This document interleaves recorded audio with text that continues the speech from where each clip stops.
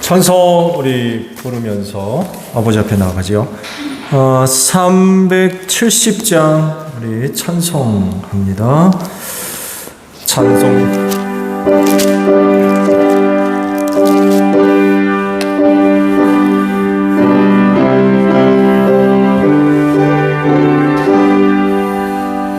주 안에 있는 나에게 난 근심 있으랴.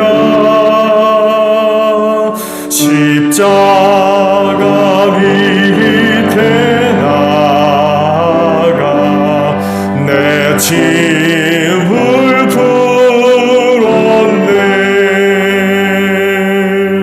주님을 찬송하면서 할렐루야 할렐루야. 내 앞길 멀고 험해도 나 주님만 따라가리. 그 두려움이 변하여 내 기도 되었고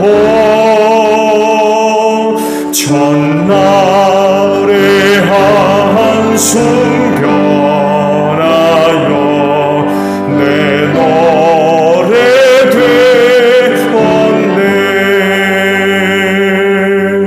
주님을 찬송하면서 할렐루야 할렐루야. 내 앞길 멀고 험해도 나 주님만 따라가리. 내 주는 자비하셔서 늘 함께 계시고 내 궁핍함을 아시고 늘 채워주시네.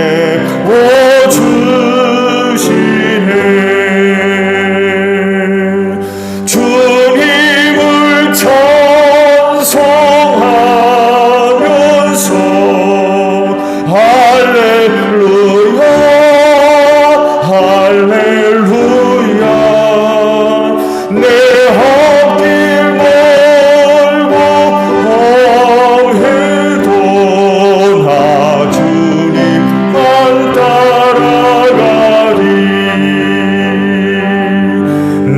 주와 준헌약인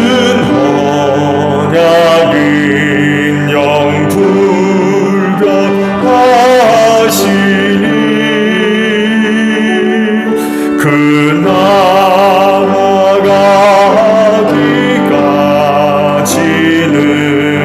늘 보호하시네.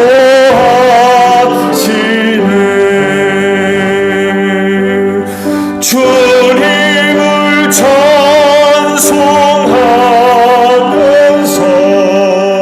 할렐루야 할렐루야 내 앞길 멀고 험해도 나 주님만 따라가. 주님을 찬송하면서 할렐루야 주님을 찬송하면서 할렐루야 할렐루야 내 앞길 멀고 험해도 나 주님만 따라가리.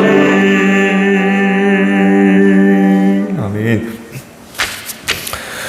찬송 191장 드리죠.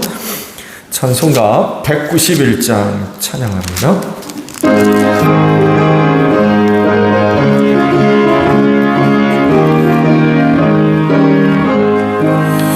내가 매일 기쁘게 순례의 일행함은 주의 판에 나를 안보하리요.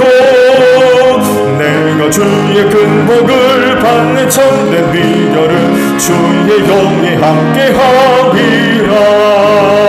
성령이 계시네 할렐루야 함께하시네.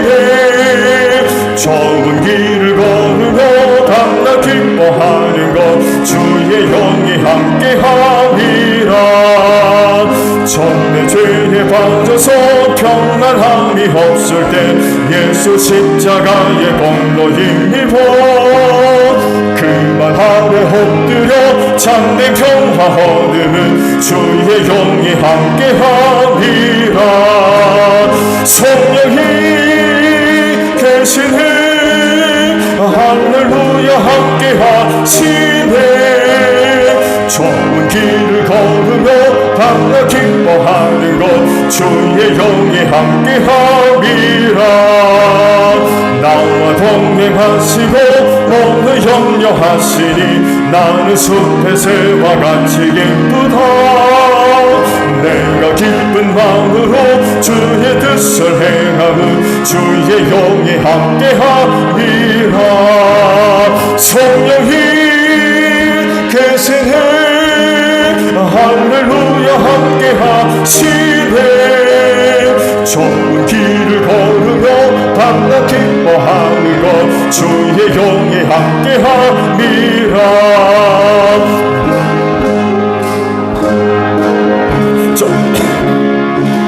힘이 못을 박한데 어두운 밤이 지나고 무거운 짐 벗으니 주의 영이 함께함이라. 성령이 계시네 할렐루야 함께하시네. 좁은 길을 걸으며 밤낮 기뻐하는 것 주의 영이 함께하리라.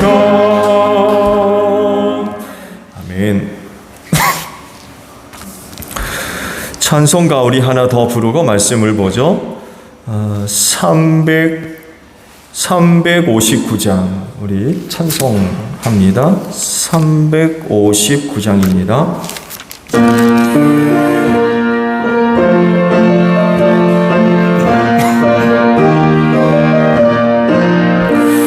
천성을 향해 가는 성도들아 앞길의 장애를 두려 말아라. 성령이 너를 인도하시니 왜 지체를 하고 있느냐. 앞으로 천성을 향해 나가세. 천성 천성분만 바라보고 나가신 모든 천사 너희를 영접하러 문앞탱이 가며 속인대. 너 가는 길을 누가 비웃거든 확실한 증거를 보여주어라. 성령이 진이 강화하여 주사 그들도 참 길을 찾으리. 앞으로 천성을 향해 나가세. 천성문만 바라보고 나가세. 모든 천사 너희를 영접하러 문 앞에 기다려 속인대. 너 가는 길을 모두 가기 전에 내 손에 든 검을 꽂지 말아라. 저마귀 흙에 어둡게 뜨리고 끝까지 잘 싸워 이겨라. 앞으로 천성을 향해 나가세. 천성문만 바라보고 나가세. 모든 천사 너희를 영접하고 문 앞에 기다려 속인네. 아멘. 자, 우리 말씀을 보도록 할까요? 베드로전서 2장 9절과 10절에 있는 말씀, 2절에 있는 말씀을 봅니다. 베드로전서 2장 9절과 10절에 있는 말씀이에요. 그러나 여러분은 택하심을 받은 족속이요 왕과 같은 제사장들이요 거룩한 민족이요 하나님의 소유가 된 백성입니다. 그래서 여러분을 어두움에서 불러내어 자기의 놀라운 빛 가운데로 인도하신 분의 업적을 여러분이 선포하는 것입니다.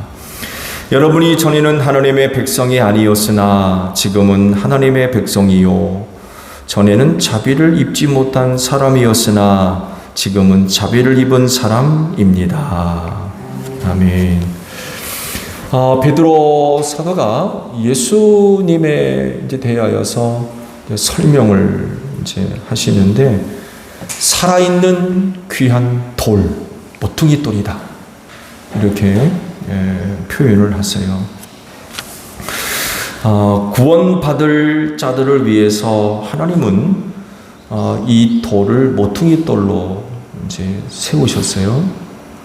그래서 이 모퉁이 돌을 통하여서 신령한 집을 세우게 하셨고 거기서 신령한 제사를 드리는 거룩한 제사장이 되게 하셨대요.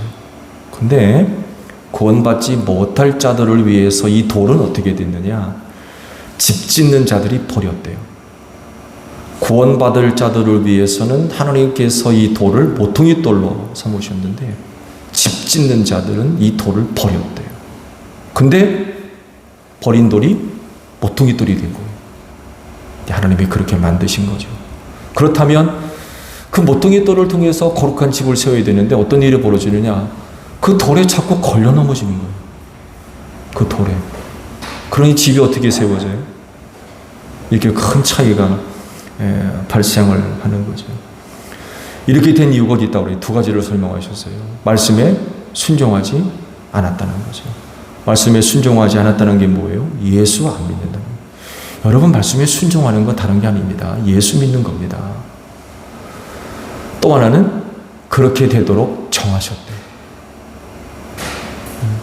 누구는 걸려 넘어지고 누구는 구원받고 하나님께서 그렇게 정하셨대요. 정하시니까 이거 어떻게 할 수가 없는 거지. 자, 그러면 여러분은 어떤 분들입니까? 구원받은 분들인 줄로 믿습니다. 그래서 살아있는 귀한 돌, 모퉁이 돌 대신 그 예수 그리스도를 중심으로 해서 신령한 집을 세우고 거기서 신령한 제사를 드리는 거룩한 제사장들이 된 줄로 믿습니다. 더 나아가서 택함 받은 족속이 되었고 왕 같은 제사장이 되었다 라고 말씀을 하고 계시죠. 근데요, 살아있는 귀한 모퉁이 돌이신 그 예수님을 통해서 이런 은혜를 주신 이유가 있다고 그러죠. 그게 뭐라고 하십니까? 오늘 말씀 보게 되면 선포자가 되게 한다라고 말씀을 하고 계십니다. 즉 어두움에서 빛으로 인도하신 하나님의 업적을 선포하게 하시려고 예수 그리스도를 통하여서 이런 은혜를 우리에게 베풀어 주셨다라고 말씀을 하세요. 그렇진데 우리 제일교회 성도 여러분, 그 세상을 향해서 복음 전하세요. 이것이 곧 하나님의 업적을 선포하는 일입니다. 여러분, 하나님이 이루신 업적이 뭐예요? 그건 곧 여러분이 선포할 복음인데요. 하나님께서 독생하신 아들 예수님을 죄인을 대신해서 십자가에서 달려 죽게 하셨죠. 이렇게 하신 이유는 세상을 죄와 사망에서 구원하기 위함이죠. 그래서 예수를 믿으면 하나님께서 죄와 사망에서 구원해서 하늘나라 들어가게 하신 줄로 믿습니다. 이것이 바로 어두움에서 빛으로 인도하신 하나님의 업적이에요. 이것이 바로 이 업적을 누가 선포할 거냐라고 할 때 바로 모퉁이 돌이신 귀한 돌 예수 그리스도를 믿어 은혜를 입은 자들이 바로 이런 사실들을 선포하는 그런 그 일을 감당해야 되겠다는 거죠. 자, 여러분이 선포자가 되어야 하는 이유에는 두 가지가 더 있어요. 오늘 이 말씀을 드리려고 합니다. 앞서 선포자가 되어야 하는 이유는 택하심을 받은 족속이 되었고 왕 같은 제사장이 되었기 때문에 이들이 바로 하나님의 업적, 어두움에서 빛 가운데로 인도하신 하나님의 업적을 선포하는 사람들의 자격, 요건이 될 수가 있죠. 다른 두 가지가 있는데 그 중에 하나는 거룩한 민족이 되었다는 거예요. 산돌이신 모퉁이 돌 대신 귀하신 돌 예수 그리스도를 통하여서 거룩한 민족 되게 하셨대요.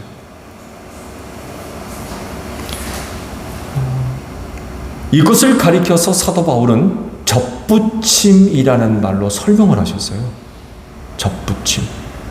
로마서 11장 17절 이하의 말씀을 보게 되면 참 올리브 나무와 돌 올리브 나무를 여기서 말씀을 하고 계세요.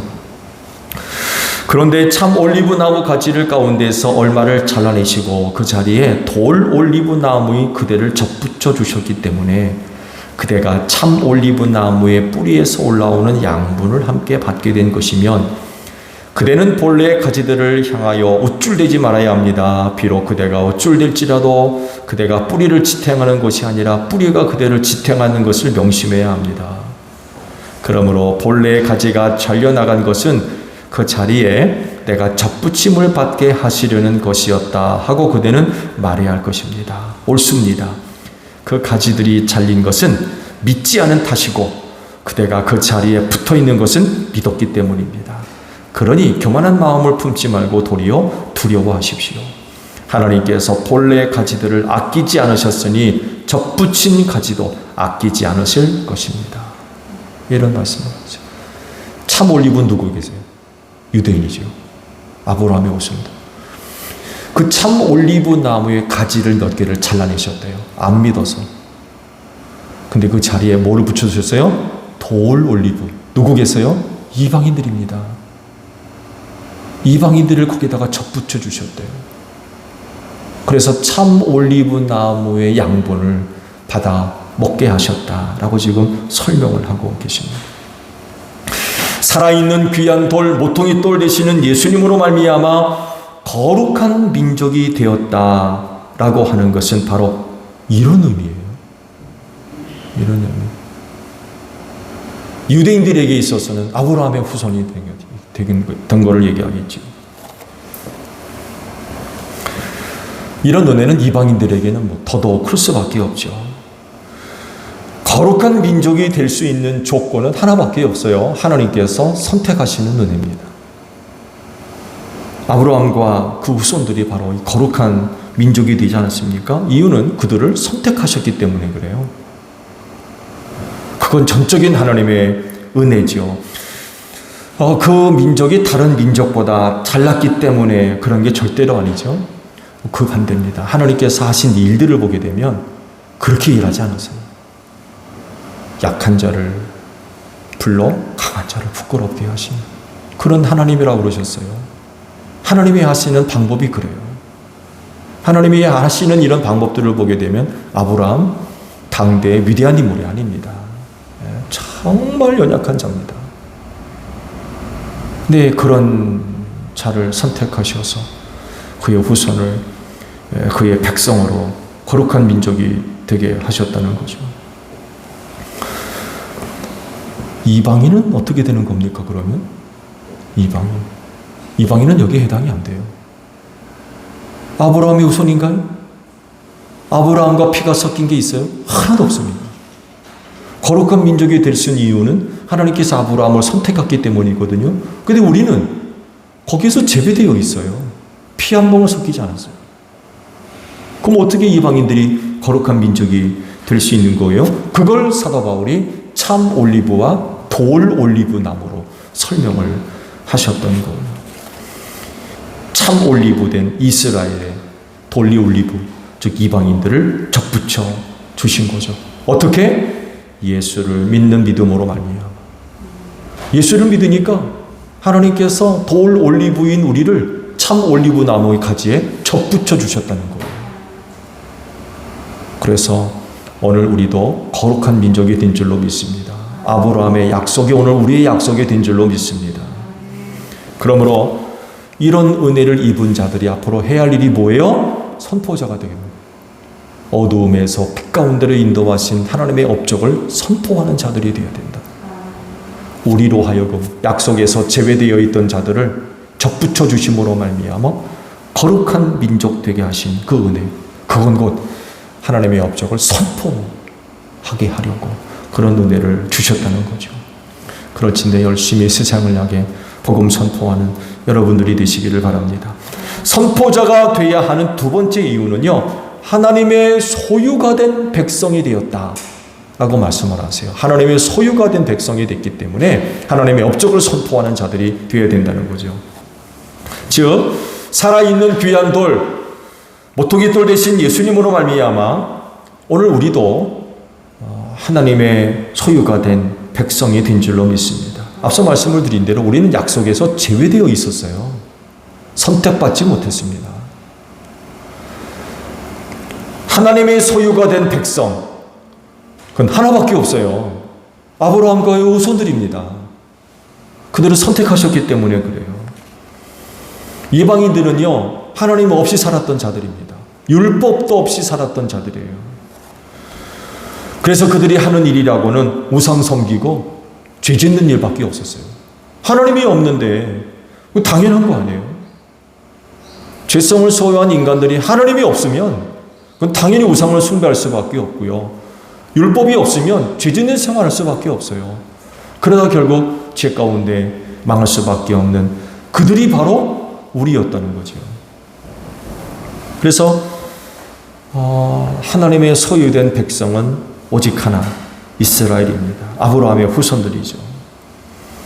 이렇게 하나님께서 자기 백성으로 삼으신 증표가 하나 있죠. 뭐예요? 할례입니다. 할례. 하나님의 백성이 되었다라고 하는 증거. 그게 바로 할례입니다. 할례가 얼마나 중요한지 난지 8일 만에 남자아이는 반드시 할례를 행하라고 그러셨죠. 근데 그게 안식일과 맞닿게 되면 어떻게 했을까요? 안식일에는 어떤 일도 하지 말라고 그랬거든요. 근데 할례일이 났어요. 어떻게 했을까요? 놀랍게도 그날에 할례를 행했습니다. 아무것도 하지 말라고 하는 그날에 할례일이다면 할례를 행했대요. 뭘 얘기해요? 그만큼 할례가 이스라엘 백성들에겐 굉장히 중요했던 거예요. 하나님의 선택받은 백성, 선민이라는 거죠. 이걸 얼마나 중요하게 여겼는지 몰라요.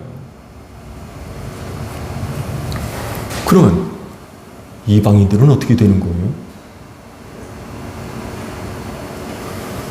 흥미로운 사실은요, 로마 사회 때죠. 로마 사회 때는 할례 받는 게 굉장히 수치스러운 일이었어요. 그래서 그 로마의 통치를 받다 보니까 유대 젊은이들이 할례 보건수를 하기 시작했어요. 보건수.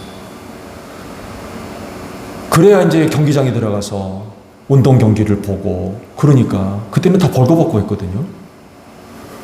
근데 할례를 보기만 하면 유대인, 그냥 그렇게 연결이 됐어요. 그 당시에는 물어볼 것도 없어요. 남자가 할례 받으면 그냥 유대인이에요. 그럴 정도로 할례가 유대인들을 상징하는 그런 아주 대표적인 그런 모습이었어요. 근데 이제 로마의 문화 영향을 받다 보니까 이 부끄러운 거예요. 수치스럽고.